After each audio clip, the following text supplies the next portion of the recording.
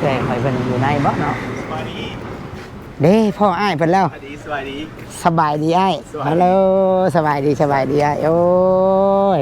แม่นอ้ายมาก็เอ้ยกึมนะบ่ แมน โอ้นั่งอยู่ในบ่อ้าย แมนนั่งอยู่ในเข่าอันใด โอ้โดยโอ้ยอันนี้อ้ายชื่อหยังไง เลมอนมอน ไอ้ม่อน แม่น โอ้ ซ่องไปกันอันนี้แม่นซ่องไปประเดี๋ยวสิให้เบิ่งดิ ไอ้น้อย อันนี้นี่ ไอ้ไซโอ้ มอน POV นี่ โอ้อ้ายก็มีช่อง YouTube คือกันเด้พี่น้องเด้ทุกคนแต่เป็นภาษาอังกฤษหน่อยเนาะ คอยเว้าภาษาลาวหน่อยเดียวอยู่ในนั้น โอ้ บางนี้เขาใส่สิเริ่มเว้าภาษาลาวหลายเลย โอ้เฮาซื้อน้องซื้อซิดเด้อโดยซื้อซิด ซื้อซิดบ่ โดยซิดยินดีที่ได้รู้จักไอ้โดย คอยกันสิถ่ายเอาเด้อ โอ้โดยถ่ายกันแล้วบาดนี้เนาะคนดังมาเจอกัน พี่น้องเอ้ยดีใจเพิ่นรู้จักกับเอ้ยซาร่าบ่ เอสลาติดตามเพื่อนอยู่บน โอ้สบายดีไอ้สบายดีโอ้ อันนี้อันน่ะ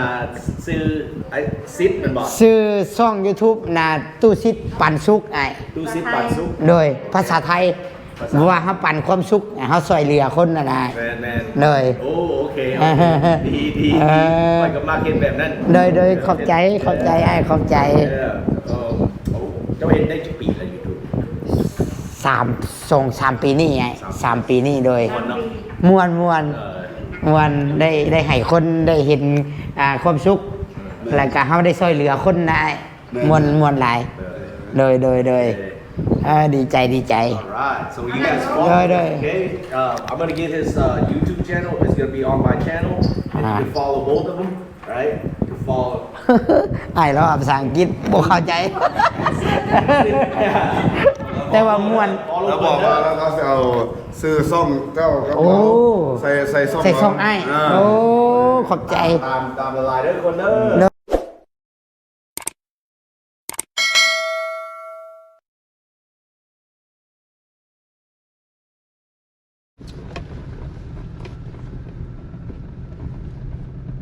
เปิดภาพขึ้นมาอยู่หนทาง ทุกคนเนาะกำลังเดินทางเฮ้ยโบเมนว่าไปเอามะนาวเลยทุกคนเลย สิคิดว่าไปเอามะนาวไปจากเนาะโบเมนเด้อทุกคนเด้อตุสิตกำลังเดินทางออกไปเซโนมื้อนี้เป็นมืองามยามดีเนาะแต่ว่าแมนทางเอ้ยตุสิตเอ้ยกึมมาแหละพี่น้องเอ้ยแท้ๆเลยเนาะ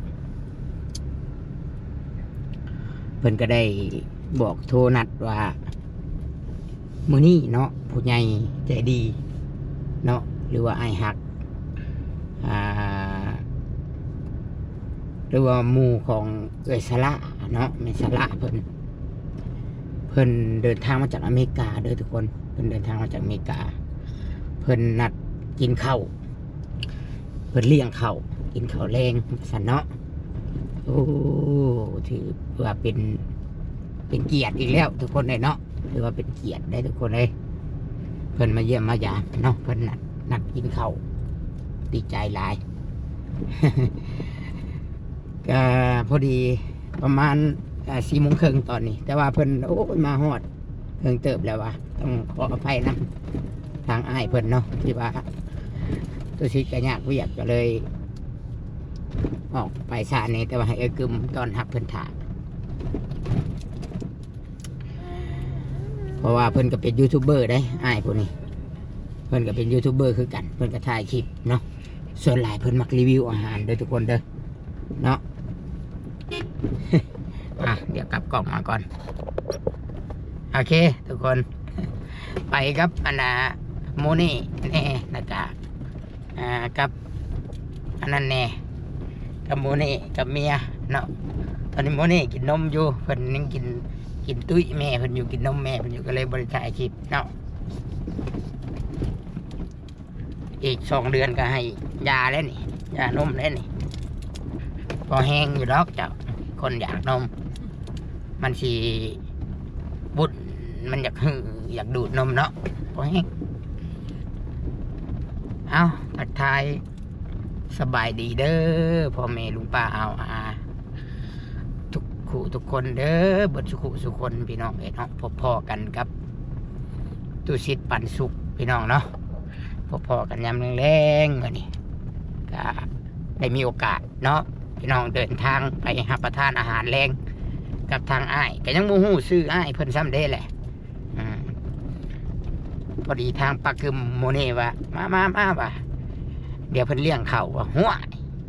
เฮาสายตูดอยู่แล้วเนาะ อาหารแรงสายตูดกินข้าวอยู่แล้วไปที่เฮาก็ได้ หยอกพี่น้องไปฮู้จักกับอ้ายเพิ่นเนาะเป็นแ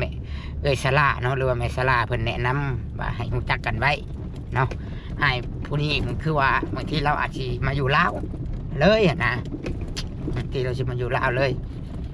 เราก็เป็นยูทูบเบอร์เนาะก็ไปทำความรู้จักกันไว้มันก็บ่สิหายเนาะเรากำลังเดินทางไป FC เห็นเปิดกล้องมากันขี่รถคิดว่าจะไปหับเอามะนาวพอทุกคน เรื่องมะนาวก็ได้ขอพักเรื่องมะนาวไปก่อนเนาะทุกคนเนาะปวดหัวได้มาว่าแม่อะไรทางผัวก็ว่าไม่เท่าไรนี้ขอความช่วยเหลือ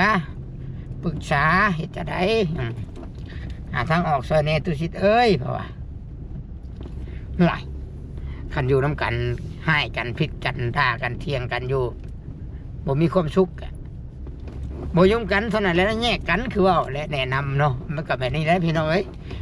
บ่แม่นว่าเฮานี่แนะนำให้ครอบครัวแตกแยกได้บ่แม่นได้อันนี้คือแนะนำคันว่าคนเฮาอยู่น้ำกันแล้วมันพิษกันแล้วบ่อยู่แค่นั้นแหละเนาะแต่ถ้าหากว่าไปปะกันบ่ได้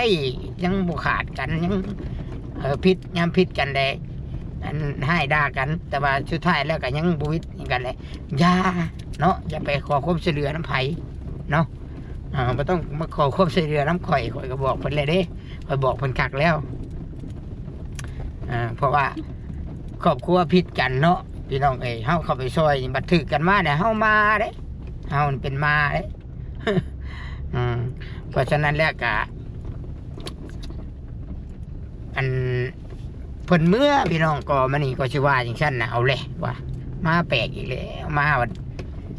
บ่มีเงินว่าบ่มีเงินจ้างรถเมื่อห่วยก็เอาเงินส่วนนั้นส่วนแม่เวียงและให้เนาะแต่ก็ให้ส่วนแม่เวียง100เด้แล้วก็แม่เวียงแล้วก็ดีเนาะดีผู้ใหญ่ทุกคนดีเบิดนะดีเบิดข่อยบ่โทษใครเลยผู้ใหญ่นะก็บ่โทษตัวเองข่อยว่าทุกสิ่งทุกอย่างผู้ใหญ่ตัดสินใจข่อยก็บ่โทษการตัดสินใจของเพิ่นนะแปลว่าเขาเฮ็ดใช่เขาเองนะพี่น้องเนาะบ่สิซะก็เอาเงินส่วนมันไม่เวียงให้แล้วก็เรือไปอีกได้1,000,000เนาะ3 ล้านหลังจากนั้นก็แม่โทรนำบ้านนี้แม่ก็ถามเงินเพิ่นแล้วบ่จักเพราะว่าเอาแล้วอย่างจังซี่ยังเมื่อฮอดคืนเดียวนึงแจ้งมาข่อยสิเมื่อเด้อว่ามารับเอาเด้อโอ้ข่อยบ่แม่นข่อยขาเจ้าได้ว่าบ่แม่นนั่นได้ว่าปุ๊บจากเมื่อก็เมื่อปุ๊บจากมาก็มาเอาแล้วน้ำมันรถก็แฮงแพงบาทนี่ข่อยบ่ได้อันนั้นดอกว่าจุดเจ้าอยากมาก็แล้วแต่ข่อยก็ว่าสิได้พี่น้องข่อยก็ปฏิเสธว่าเพราะว่าบางทีมันก็อิ่มแล้วมันไม่ได้อยากเบิ่งว่าชีวิตเขาจะเป็นจังใดซื่อๆแค่นั้นเองคันให้ไปซอยมุกมุ่นคือแต่เก่าน่ะบ่มีแหละพี่น้องเนาะคิดว่านะอันนี้ก็ห่วยก็บอกเพิ่นว่าคันว่าจุเจ้าสิมากะเรื่องของจุเจ้าได้แต่ว่าจุเจ้ามาโลดบ่ข่อยบ่ได้ไปรับดอกบอกเพิ่นนะข่อยแม่นว่าข่อยบ่ได้ไปรับเด้อคันจุเจ้าสิมาก็ได้บอกเพิ่นพอดีอันเพิ่นก็เลยอันเปลี่ยนเรื่องแล้วบัดนี้เพิ่นก็เลยเปลี่ยนเรื่องว่ายาเลยฉะอีก3-4 มื้อ 4-5 มื้อหรือว่าอาทิตย์นึงบ่ได้จังสิเมื่อว่าซั่นเมื่อแหละเฮาขอได้บ่เพิ่นว่าขอขึ้นรถไถนะพี่น้องขอได้บ่วะโอ้ยบัดตอน ชี้แล้วเพิ่นว่าเนาะตอนมีบ่รักษาคือเคยว่าคือว่าเนี่ยมาค่อยขวาปัญญามมันเบิดโอกาสเลยแต่ว่ามันโมเมนต์ข่อยก็สิว่ามันเหมือนข่อยเป็นคนตัดสินใจพี่น้องผู้ใหญ่เพิ่นพูดเป็นคนตัดสินใจแล้วถือว่าบ่ง่ายว่าเบิดสิทธิ์แหละนะเนาะและอีกก็สิว่านั้นมันเบิดยามมันแล้วเฮ็ดให้เฮ็ดนาก็มันบ่ทันเลยเด้เขาตกกาตกบุ้งมันหลามันสวยแล้วแต่ตอนตุสิทธิ์แนะนำแต่2 อาทิตย์ก่อนน่ะนะแต่ตั้งแต่พูดแหละตั้งแต่มีเรื่องนะบอกให้ออกเฮือนออกหยังนะปัจจุบันเขาแนะนำให้ครอบครัวแตกแยกอีกแนะนำแต่ตอนพูดแล้วมันก็คันออกแต่ตอนพูดนะท่านเพื่อนั่นนี่เนาะเพื่อหาชอกเครื่องมือชอกได้อยู่ในกินมีอย่างต่างๆนะท่านแต่พูดนะอันนี้มาเว้าปีนไปปีนมาช่ำหัว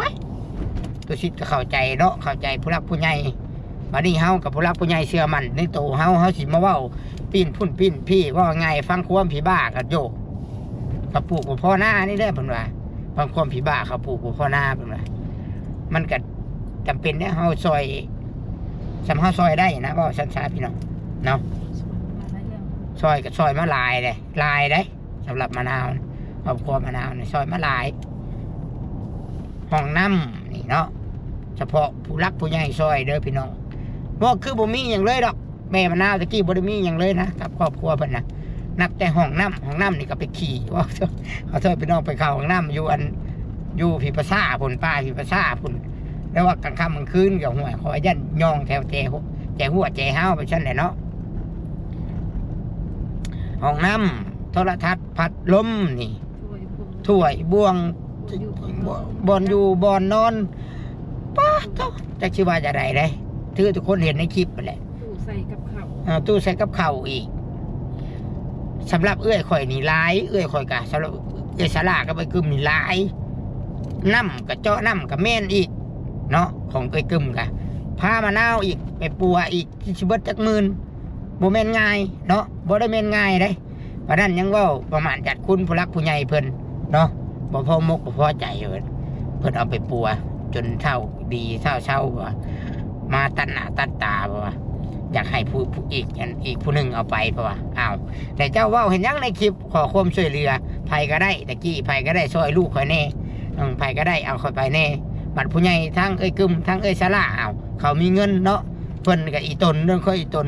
มีว่าง่ายว่าเพิ่นความอีตนเพิ่นเนี่ยเห็นตกอยู่ในสภาพถึกโฉบเนาะเป็นบ้าคนผีบ้าเพิ่นก็อยากช่วยเพิ่นก็สิรอยังสิรอเวลาสิรอถ่าไผผู้ใดเอาไปก่อนได้ก็เอาไปแม่นบอกขันคนมันจิตใจบุญอันว่าง่ายขันคนก็อยากให้คนเป็นบ้าเป็นคนดีขันครอบครัวเฮาเอาสิชนยังไปเอาไปก็เอาไปแม่นบ่แหละแต่ว่าคันนี้ว่ามากถ้าผู้ใดเอาไปค่อยก็บ่เห็นไปนะสิเอาไปนะพี่น้องเนาะจนมาบ้าหอบซองนี่จนมาพ่วงอีกหอบซองว่าผีเขาผียังว่าอันกำลังไปเป้าไปยังกัน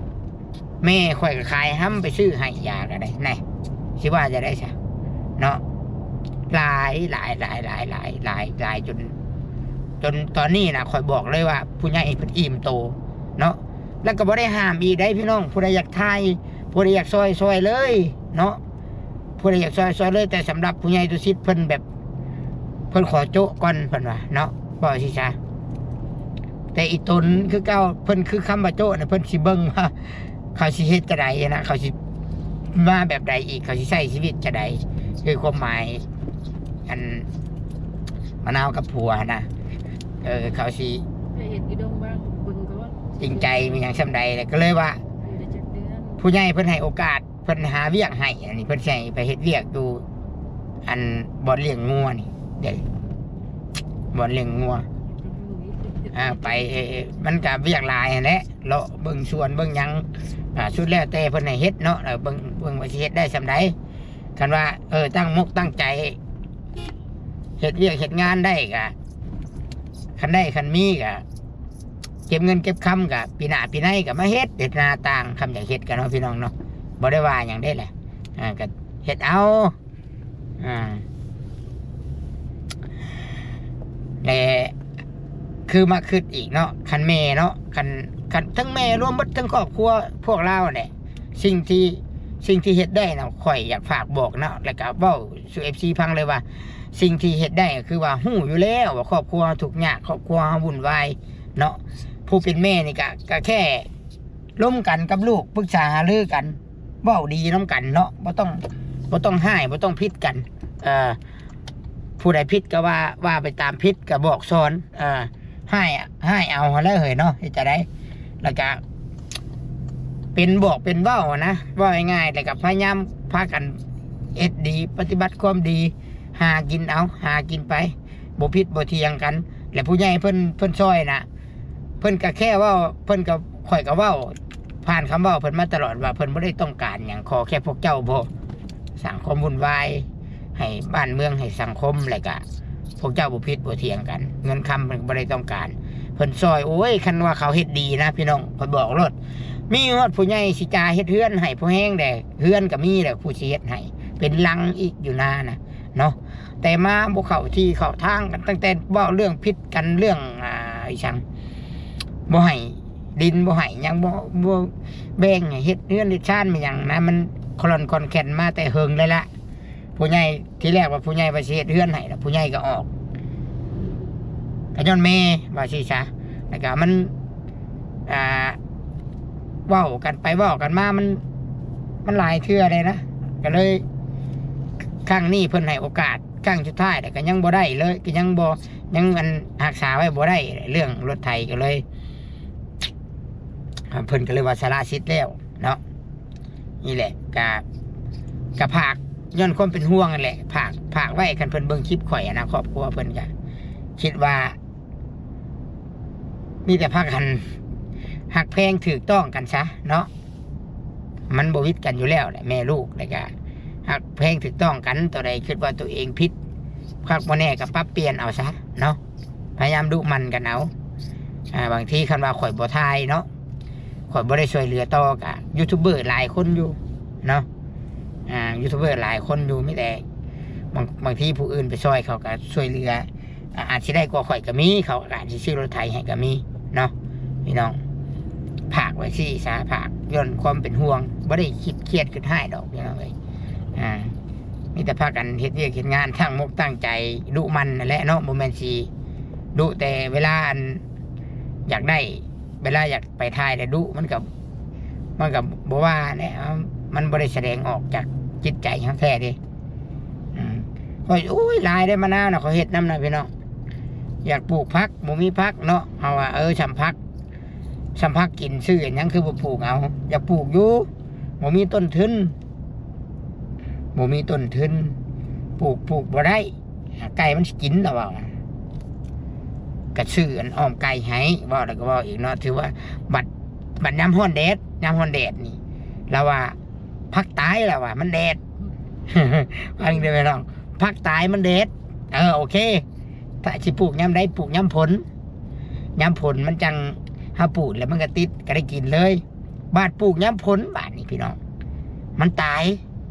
อีกย้ำผลเอาตายย้อนยังมันบวมน้ำแล้วน้ำมันเต็มข่อยก็เลยปุ้ยคันชิว่าหลายคันชิว่าแบบว่าเฮาเว้าจี้หลายกันคนที่ฮักFCที่ฮักเพราะว่าให้เข้าใจนี้เราชั่วโมงเราสำนั่นเราน่ะต้องควรเข้าใจคันเรื่องแนวอื่นเรื่องอยากได้อยากมีเราก็ยังเข้าใจเรื่องที่ตัวเองต้องควรเฮ็ดดุมันนะเพื่อตัวเองงั้นจังบ่ได้เป็นภาระของคนอื่นนะเป็นหยังบ่เฮ็ดแบบว่าผู้ใหญ่ซอยเขาก็ภูมิใจคือข่อยนี่ว่าง่ายข่อยลงทุนข่อยซื้อกันอ้อมให้แย่งให้ข่อยก็ดีใจมาเห็นพักอันนี้นี่โอ้ยคำเบ้าคำแบบหลีกนั่นหลีกนี่มันก็เลยแบบนี่แหละบุญเขามันบ่ถึงสิ่งของที่ใหญ่ๆแม้กระทั่งเฮือนคันว่าเขาเฮ็ดดีปฏิบัติดีเนาะปฏิบัติคุณงามความดีพังความคำแนะนำนี่เขาโมเมนต์บังคับได้เขาแนะนำสิ่งดีให้แล้วเขาปฏิบัติเอานะเฮือนน่ะก็ได้รถก็ได้ห้องรถจอกรถจักรได้ผู้ใหญ่บนวางแผนไว้รถจักรบ่มีเพิ่นก็สิมีรถจักรให้พี่น้องเนาะรถไถรถจักรเฮือน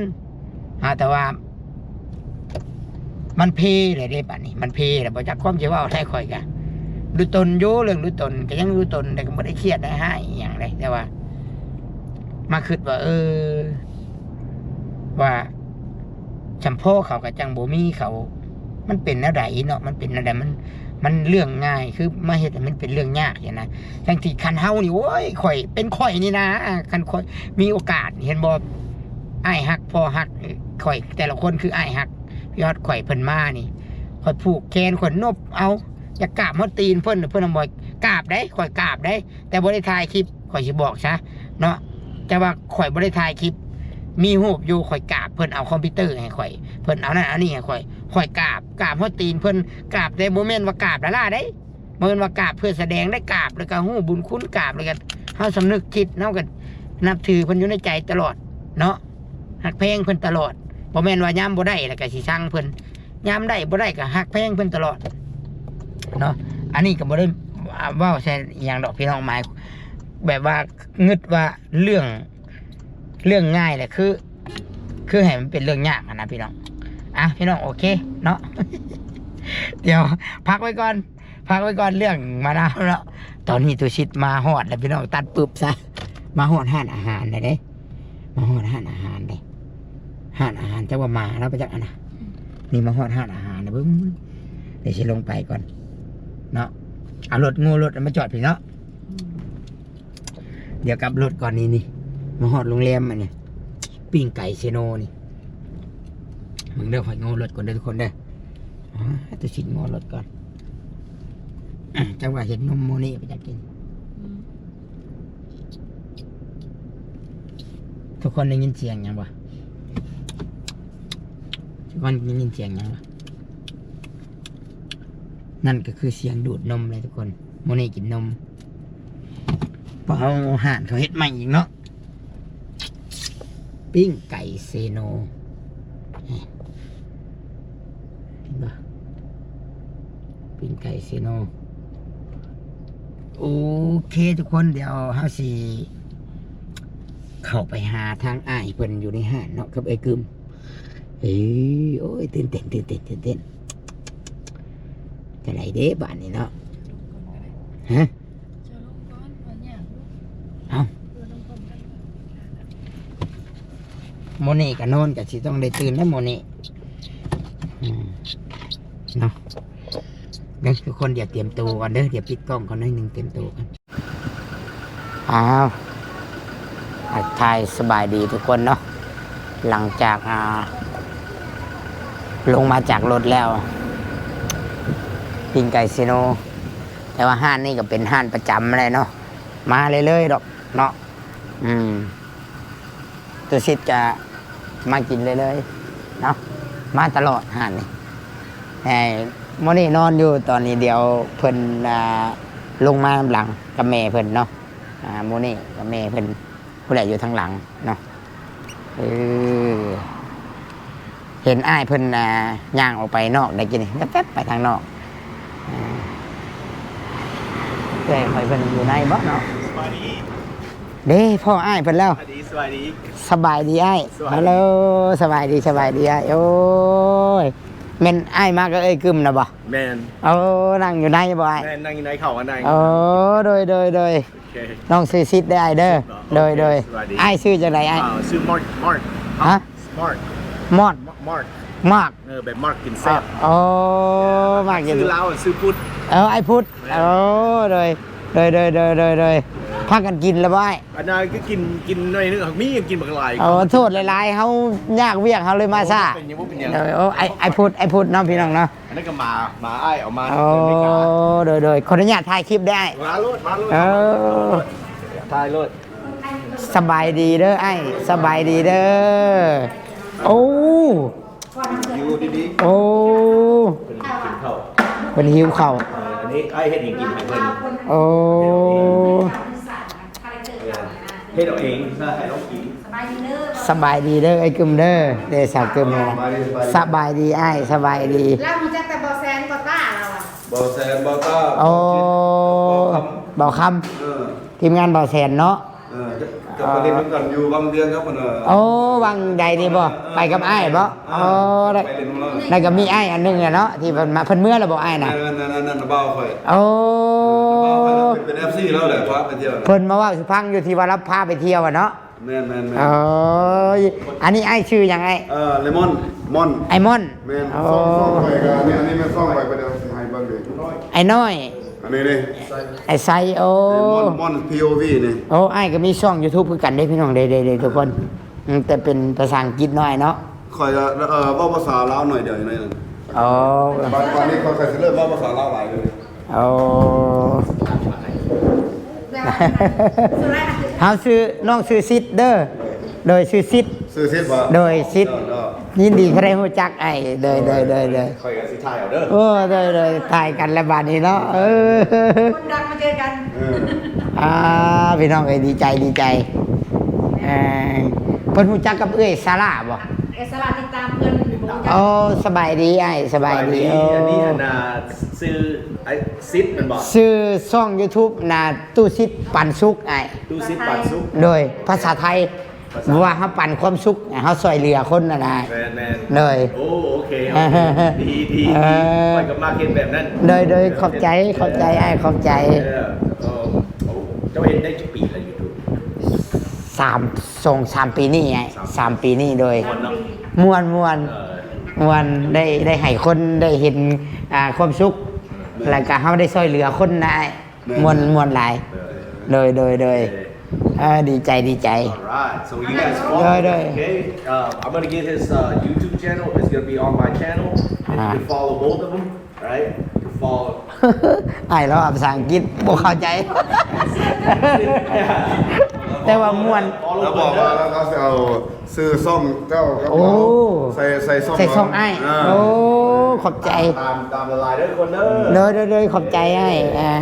มา เด็ก ไม่ยังไม่ได้ มากับเมียอันนี้เมียกับลูก บายดี มาแบกได้มาหาสู่ได้ผมมีปัญหา หักแพงกันไอ้เนาะหักแพงกันเลย อันนั้น อืม เพื่อนให้มาจัดคนเดียวเป็นมาเป็นคนส่วนขาด เบิ่งเด้อพี่น้องเด้อสิรีวิวอ้ายเพิ่นกินอาหารอย่างเด้มื้อนี้ ดีมาก อาหารแซ่บเลยนะ แซ่บบ่อ้าย แม่แซ่บเลย อ้ายเพิ่นเว้าอย่าคือทั้งถ้าแขกเนาะ เวียง เวียงจันทน์บ่อ้าย บ้านหอม โอ้ก็คล้ายๆถ้าแขกเวียงจันทน์ก็จักเว้าคล้ายๆกันเลยเนาะไปทางนั้นเนาะไอ้เนาะ จ้า แซ่บเนาะปิ้งไก่เชโนได้ไอ้ แซ่บเลย โอ้นี่พี่น้อง น้องนายยามกินข้าว ว้าว มาเอามาจากอเมริกาไปได้ไงฮะ อันนี้ได้ขี่ยนต์มาบ่ โดยที่จะมา ป้าเพิ่นก็ให้เอามาเนาะ แมน โปรเซียภาษีมาได้ยังไงสิ คอยก็ต้องได้คอยก็ให้ยังกิน มาอยู่พี่เลยบ่ไอ้บัดนี้ ยูพี่เลย อยู่เวียงจันทน์บ่แต่ว่าอยู่เวียงจันทน์โดยอยู่เวียงจันทน์ง่ายมาพี่เรียบร้อยเห็นบ่พี่น้องเนาะ ลาวสบายมวนแล้วอย่างยุ่งง่าย ไปอย่างเมื่ออเมริกา โดยโบเมือพอแห่งเมืองกับโบเมือง มาอยู่พี่เราบ่อยากเมื่อบัดนี้ ก็โบยเมืองไปมากหลาย ธรรมศาสตร์ ช่องอันของอ้ายชื่อช่องจังไดอ้าย ซื้อมอร์กินแซ่บ เป็นภาษาลาวบ่ เป็นภาษาเป็นชื่ออังกฤษ ชื่ออังกฤษ โดย MARK แล้วก็ space แล้วก็ G กินแซ่บนี่แบบเอาใส่นี่ นี่ชื่อช่องอ้ายเพิ่นเด้ทุกคน กินแซ่บแล้วเนาะนี่กินแล้วก็แซ่บแล้วนี่ฮะมักกินแซ่บ ซื้อเราแล้วเรากินแซ่บ โดย ถ้าคนลาวอยู่อเมริกา โอ้คนเบิ่งอ้ายเพิ่นหลายได้นี่ ยอดวิวแล้วนี่ นี่โอ้เป็นหมื่นผู้ตัว หลายพันคน โอ้ กระจงหูจะ subscribe โอ้แต่ว่าไอ้เราสิแต่ว่าเราสิเว้าภาษาอังกฤษเลยเด้ทุกคนในช่องเพราะว่าข่อยไปเบิ่งเอื้อยแซ่ให้เมื่อคืนนี่ช่องไอ้เนาะไอ้สิรีวิวเป็นภาษาอังกฤษเนาะ ภาษาอังกฤษบอทั้งภาษาอังกฤษทั้งภาษาลาวคอยเรียนทั้งสองคอยว่าภาษาอังกฤษแล้วคอยแปลเป็นภาษาลาวพ้องแล้วก็ว่าอังกฤษอีกแล้วแปลลาวอีก โดย ลาวคอยบ่คอดปานใด โอ้ทำนี่ก็โอเคได้ แต่ว่าเดี๋ยวทุกคนว่าสิว่าจังซี่เด้อ FC ตัวชิดก็คือว่าเฮาสิเว้ากันแล้วเดี๋ยวเฮาจะกินน้ำลังก็ได้ เฮาสิทำความรู้จักกับไอ้ๆเพิ่นก่อนทุกคนน่ะเนาะเดี๋ยวจังกะอาหาร เราไปจัดเจ้าเรามีคนติดตามแต่ส่ง โอ้ก็เดี๋ยวนี้150,000ปลาย แม่ 150,000ปลายไอ้แดง ได้ติ เบิ่งสิเอาเฮากะให้อ้ายเพิ่นเบิ่งช่องกัน เออเพื่อนี่นี่อ้าย ป้าเราแสนหาที่มาวัน ชื่อก็เป็นภาษาไทยเด้ แม่น ชื่อเป็นภาษาไทย ถ่ายรูปเอาได้ โอ้ยเดี๋ยวขอบใจได้ขอบใจ เดี๋ยวเฮาก็ติดตามให้ ว่าเสี่ยวข้อออกเป็นมันดี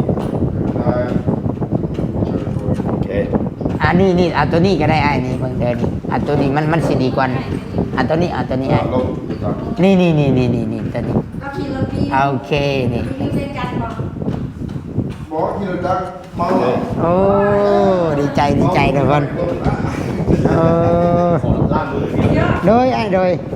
พวกลูก โอ้มักเพิ่นแพงหมาเนาะ แทงคนเรา พากันกินอิ่มเบิ่แล้วบ่จักอันนี้บ่ กินโลดบ่ได้ว่าจังดอกเฮาดีใจอยาก ก็พวกไปมาพวกไปกินข้าวเพื่อนมู เออ คนไหนอยู่ในบ้านเบง หักมาเวียงเนี่ยหักมาฮอดนี่บ่นี่ มาอยู่เวียงดีกว่า บ่มาสวรรค์เท่านี้ฮอดหักก็ฮอดบ่ มาแต่วันศุกร์ อ๋อไอ้มาอยู่แต่วันศุกร์แล้ว ว่าสิไปดอนเดทมื้อนี้หักบ่ได้ไป โดนเดชใต้บ่ปักเซ่ผม แมนพวกไอ้ไปเล่นปักเซแล้วไปเล่นปักเซ2 มื้อแล้ววันนี้ว่าสิอันไปดอนเดทแล้วอันหักวันนี้ต้องได้กลับคืนเมื่อพวกพี่น้องโทรมาว่าต้องได้กลับคืนเมื่อเฮ็ดแลนเวียบ สิเมื่อเวียงจันทน์แล้วบ่เนี่ยสิเมื่อเจ้าน้อยนี่บ่ เดี๋ยว เอาว่าสินอนปีอีกสิชวนกินเบียร์เหล้าอีก เออ เสื้อมาให้บอก กัน อยากอยู่ กันได้ขึ้นไปเวียงกับไปยามให้เพื่อน เดี๋ยวอันกินข้าวกินหยังแล้วสิขออัน Facebook ไอ้ไว้เนาะมันเอาไว้ติดต่อไอ้นะ โอเค หรือว่าบางทีไอ้มาพี่ไม่แหละติดให้ไอ้โทรมาบอกให้สิเตรียมแนวกินไว้ถ่าเด้ โอเค น้องพี่น้องเพราะว่าไปมาหาสู้กันกะ มาปฏิ เอิ้นว่าไปพุ่นกินปลามาพี่กินข้าวเพิ่นเอิ้นเด้เขาว่าให้ไอ้สิมาแหละไอ้โทรบอกล่วงหน้าจักอาทิตย์หนึงแล้วเฮาก็เตรียมแนวกินไว้ โอเค เตรียมแนวกินจัดเตรียมแนวกินไว้ถ่าโอ้ ขอบใจเด้อ โดยยินดีที่ได้ฮู้จักไอ้เนาะพี่น้องกะสิประมาณซัมนี่ก่อนพี่น้อง เดี๋ยวเฮาสิล้มกันแบบส่วนโตวไปนำอันนี้ล้มกันแบบเพราะว่าเฮาสิถามนั่นถามนี่กับอ้ายเพิ่นเนาะเฮากับมันก็เป็นส่วนโตวเด้เนาะเฮาสิถามออกสิเพิ่นก็บ่อันนั้นโอเคเว้าง่ายๆว่าทำความรู้จักกับอ้ายเพิ่นอีกก่อนพี่น้อง เดี๋ยวจังว่ากัน อันนี้เป็นอ้ายที่เพิ่นใช้ชีวิตอยู่อเมริกาเด้เนาะเบิ่งจากการแต่งตัวเบิ่งจากคำเว้ามันยังแบบสำเนียงกับเรียนมาแต่พุ่นแน่นอนเลยเนาะ ส่งมาให้เพื่อนมาส่งมาแต่พูด โอ้ ก็ได้เป็นบ้าน ช่องมันส่งหัวได้มา มันวุ่นวายเลยเนาะไอ้เนาะมันเข้าใจ เขาให้พิษเขาให้ความพิษเขา30 ปีผ่านมาแล้ว30 ปี แต่หึงแล้ว แม่น แต่วัยรุ่นเนาะ แม่น แต่เขาเป็นวัยรุ่นมันก็บ่ติได้พี่น้องวัยรุ่นเนาะบางทีแบบคือตุชิดนี่ก็เคยผ่านมากันวัยรุ่น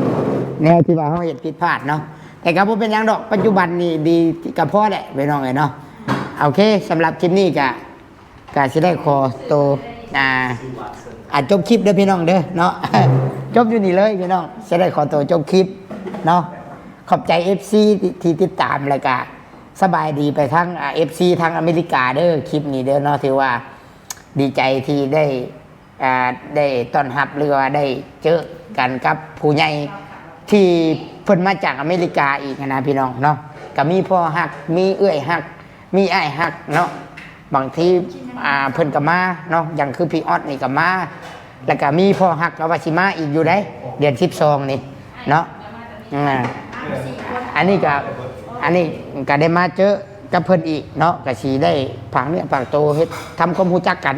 พอสิซาทุกคนเนาะโอเคพี่น้องสำหรับคลิปนี้ทุกชิดกับศิริกล่าวคำว่าสบายดีพี่น้องสบายดี